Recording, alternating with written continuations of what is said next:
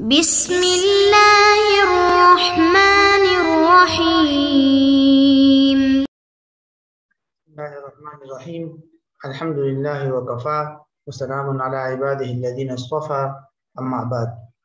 عزیز طلبہ، فقہی قواعد کے دروس کا سلسلہ ہمارا جاری ہے، اور آج اس سلسلے کی ہماری جو نشست ہے وہ ہے نشست نمبر 63. آج کی نشست کے اندر ہم قاعدہ نمبر 59 اور قاعدہ نمبر 60 پڑھیں گے. قاعدہ نمبر 59 کے الفاظ آپ کے سامنے ہے کہ اعمال الکلام اولا من اہمالہ. اعمال الکلام اولا من اہمالہ، کہ کلام کو عمل دینا یہ اس کو مہمل قرار دینے سے زیادہ بہتر ہے. کلام کو بامعنی قرار دینا یہ اس کلام کو مہمل اور لغو قرار دینے سے زیادہ بہتر ہے. یہ تو اس قاعدے کا ترجمہ ہے.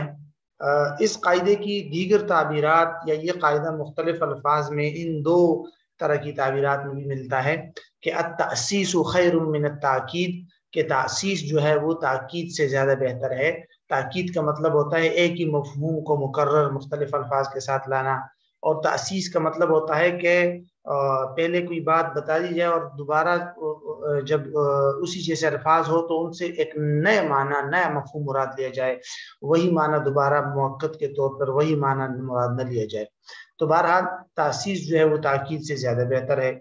اعمال الکلام ما امکن اعمالہ اولا من اہمالہ، یہ بھی ایک قاعدہ ہے اسی کے قریب قریب. اس قاعدے کے الفاظ میں دو لفظ زیادہ اہم ہیں جن کو سمجھنا ضروری ہے، ایک اعمال اور دوسرا اہمال.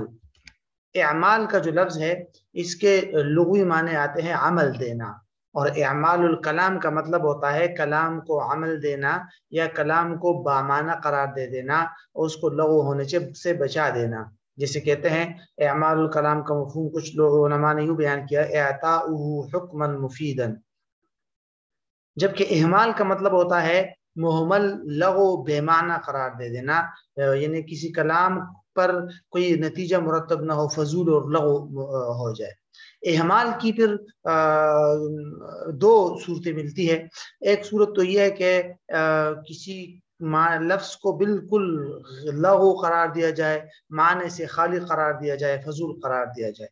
اور دوسری صورت یہ ہوتی ہے کہ کسی لفظ کو آپ افادہ کے بجائے اعادہ پر محمول کر لے، یعنی تاکید پر محمول کر دے کہ ایک لفظ آیا ہے اور دوبارہ وہی لفظ آیا تو آپ نے اس سے وہی مفہوم مراد لے لیا جو پہلے بھی آیا ہے، تو یہ تو اس کو مہمل آپ نے قرار دیا. جو معنی پہلے بیان ہوا اسی کو دوبارہ بتا دیا آپ نے تاکید کے لیے یا کسی بھی مقصد کے لیے، لیکن بہرحال اس کو بھی مہمل اہمال کے اندر لایا جاتا ہے. تو یہ بھی اس کی ایک صورت ہے. بہرحال یہ اس کا جو ہے اس قاعدے کے دو الفاظ تھے جن کی وضاحت ضروری تھی. اب ہم قاعدہ کا مفہوم دیکھتے ہیں. اس قاعدہ کا مفہوم یہ ہے کہ جب کوئی گفتگو کرنے والا کوئی ایسا جملہ یا کلام استعمال کرے کہ جس جملے یا کلام کے اندر دو قسم کے احتمالات ہو.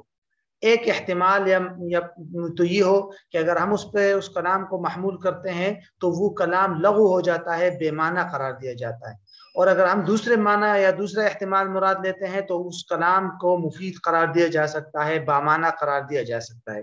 تو ایسی صورتحال میں شریعت کا حکم یہ ہے کہ اس کلام کو لغو ہونے سے بچایا جائے گا، اس کو بے معنی ہونے سے بچایا جائے گا، اور اس کو دوسری والے احتمال پر محمول کر کے اس کا کوئی ایک معنی مراد دیا جائے گا تاکہ وہ لغو ہونے سے بچایا جا سکے. جیسے کہ اگر آپ مختلف قواعد و ضوابط کو سامنے رکھے تو اس کی ترتیب یوں ہوتی ہے کہ جب بھی کوئی لفظ یا کلام استعمال ہو جائے تو سب سے پہلے تو اس کی حقیقی معنی مراد لیے جاتے ہیں کہ اس لفظ کا اپنا اصلی اور حقیقی معنی کون سا ہے. جیسے قاعدہ ہم نے پڑھا ہے قاعدہ نمبر 11 کہ الاصل فی الکلام الحقیقہ. پھر دوسرا سٹیج یا دوسرا مرحلہ آتا ہے کہ ایک لفظ کے حقیقی معنی مراد لینا ممکن ہی نہ ہو. تو جب ممکن نہ ہو تو اس کلام کو لغو ہونے سے بچانے کے لیے ہم اس کو پھر مجازی معنی پر محمول کرتے ہیں. جیسے ہم نے پیچھے ایک قاعدہ پڑھا تھا اذا تعذرت الحقیقۃ یصار الی المجاز، کہ جب حقیقی معنی متعذر ہو جائے تو مجازی معنی مراد لیا جائے گا تاکہ کلام لغو ہونے سے بچایا جا سکے. پھر تیسرا سٹیج یہ آتا ہے، مرحلہ یہ آتا ہے کہ کلام کے نہ حقیقی معنی مراد لینا ممکن ہے نہ مجازی معنی، تو ایسی صورتحال میں پھر اس کلام کو لغو قرار دیا جائے گا. جسے آگے انشاءاللہ قاعدہ نمبر 61 میں آئے گا کہ اذا تعذر اعمال الکلام یحمل، کہ بھئی جب کلام کو عمل دینا بمعنی قرار دینا ممکن ہی نہ رہے تو پھر اس کو لغو قرار دیا جاتا ہے۔ بہرحال یہ تو اس قاعدے کا مفہوم تھا۔ قاعدے کے دلائل کئی ہے، علماء نے اس کے کئی قواعد ذکر کیے ہیں، اس کے لیے کئی دلائل ذکر کیے ہیں کہ بھئی شریعت کی نظر میں لغو اور بے فائدہ یا لا یعنی چیزوں سے، لا یعنی گفتگو سے پرہیز کا حکم دیا گیا ہے، فضول وقت کے ضیاع سے پرہیز کا حکم ہے، قرآن مجید میں آتا ہے والذین هم عن اللغو معرضون، اور اس طرح حدیث میں آتا ہے من حسن اسلام المرء ترکہ ما لا یعنی۔ تو اس سے ہی معلوم ہوتا ہے کہ بھئی بے معنی اور فضول کلام سے کلام کا کوئی اعتبار نہیں ہوتا، یعنی اس سے بچا جائے۔ اسی طرح عقل کا بھی یہ تقاضا ہے کہ ایک عقل مند آدمی لغو کلام اور بے معنی بات نہیں کرتا، تو اس لیے تقاضا یہ ہے کہ جو بھی آدمی کوئی بات کرتا ہے اس کا کوئی ایسے معنی مراد لینا ضروری ہے کہ جو کوئی مفید معنی ہو اور یعنی کوئی نہ کوئی اس کے اندر اعمال کا معنی پایا جائے اور کلام عمل کر سکے، ورنہ تو لغو اور بے فائدہ یا کلام کو بے معنی قرار دینے سے بچایا جائے۔ تفریعات اس کی مثالیں تو کئی ہے، ہم مثال کے طور پہ دو مثالیں بھی اگر دیکھ لے ذہن میں تو رکھ لے تو کافی ہے۔ ایک تو یہ کہ اولاد پر زمین وقف کرنا، یعنی ایک لفظ اولاد جو ہے اس کے حقیقی معنی آتے ہیں اپنے حقیقی بیٹے بیٹیاں وغیرہ جو بچے بچیاں ہیں حقیقی، لیکن یہ لفظ اولاد کے مجازی معنی پوتے پوتیے اور نواسے نواسے وغیرہ کے لیے بھی استعمال ہوتا ہے۔ تو اس لیے علماء نے لکھا ہے کہ اگر کوئی شخص اپنی کوئی زمین اپنی اولاد پر وقف کرتا ہے اور اس کی سلبی اولاد حقیقی اولاد ہو ہی نہ، تو اس کلام کو ہم لغو نہیں قرار دیں گے، اس کلام کو لغو ہونے سے بچانے کے لیے ہم کہیں گے کہ بھئی یہ اس کی اولاد یعنی کہ دیگر جو اولاد ہے اگرچہ حقیقی اولاد نہیں ہے، اس کی جو پوتے پوتیاں نواسے نواسیاں وغیرہ ہے وہ ان کو مراد لے لیا جائے گا تاکہ یہ کلام لغو ہونے سے بچایا جا سکے۔ اسی طرح ایک آدمی جو ہے وہ قسم کھاتا ہے کہ میں اس درخت سے نہیں کھاؤں گا، ایک آدمی قسم اٹھاتا ہے کہ میں اس درخت سے نہیں کھاؤں گا۔ اب اس کے حقیقی معنی اگر ہم دیکھیں گے تو درخت کھانا تو ممکن ہی نہیں ہے، کلام تو بے معنی ہو جائے گا۔ تو کلام کو معنی دینے کے لیے اور کلام کو لغو ہونے سے بچانے کے لیے مجازی معنی مراد لیں گے کہ اگر وہ پھلدار درخت ہے تو اس قسم سے مراد اس کی ہوگی کہ میں اس درخت کے پھل نہیں کھاؤں گا، اور اگر پھلدار درخت نہیں ہے تو پھر اس صورت میں اس کا مقصد یہ ہوگا کہ اس درخت سے حاصل شدہ قیمت میں استعمال نہیں کروں گا، نہیں کھاؤں گا۔ تو کلام کو کسی نہ کسی اعتبار سے بامعنی قرار دینے کے لیے کوئی نہ کوئی ایسی سچویشن، کوئی ایسی صورت نکالنی ضروری ہوگی، اور وہ حقیقی ہو یا مجازی ہو، جس سے کلام جو ہے مہمل ہونے اور لغو ہونے سے بچ سکے۔ یہ تو اس کلام کے اس قاعدے کی مختصر سی وضاحت تھی۔ اب ہم قاعدہ نمبر 60 دیکھتے ہیں۔ قاعدہ نمبر 60 کے الفاظ یوں ہے کہ اذا تعذرت الحقیقت یصار الی المجاز، جب لفظ کے حقیقی معنی متعذر یا مشکل ہو جائے اور لفظ کے حقیقی معنی مراد لینا مشکل ہو جائے تو ایسی صورتحال میں پھر مجاز کی طرف رجوع کیا جائے گا اور مجازی معنی دیا جائے گا مراد۔ اس قاعدے کی دیگر تعبیرات میں یہ دو تعبیرات ملتی ہیں کہ قد یصرف اللفظ عن حقیقته الی المجاز لقرینۃ، اور اسی طرح دوسری تعبیر یہ بھی ہے کہ اذا تعذر الصرف الى الحقیقہ فیصرف الى المجاز تصحیحا للکلام۔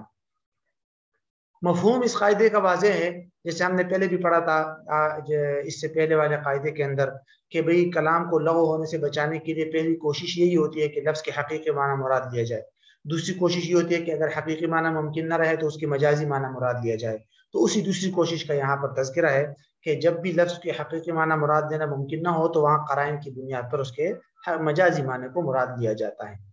الفاظ کے اندر ایک لفظ کی وضاحت ذہن میں رکھنا ضروری ہے۔ یہاں تعذرت کا مطلب ہوتا ہے مشکل ہونا، دشوار ہونا، یعنی کسی لفظ کے حقیقی معنی متعذر ہو جائے اور اس کو مراد لینا ممکن نہ رہے تو ایسی صورت میں پھر مجازی معنی مراد ہوتے ہیں۔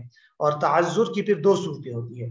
ایک صورت تو یہ ہوتی ہے کہ حقیقی معنی مراد لینا بالکل ناممکن ہو، کیونکہ خارج میں اس کا حقیقی معنی کا عمل ہی ناممکن ہے۔ ایک آدمی اپنی اولاد پر کوئی چیز وقف کرتا ہے اور اس کی اولاد ہے ہی نہیں تو اولاد کے حقیقی معنی مراد لینا ممکن ہی نہیں ہے۔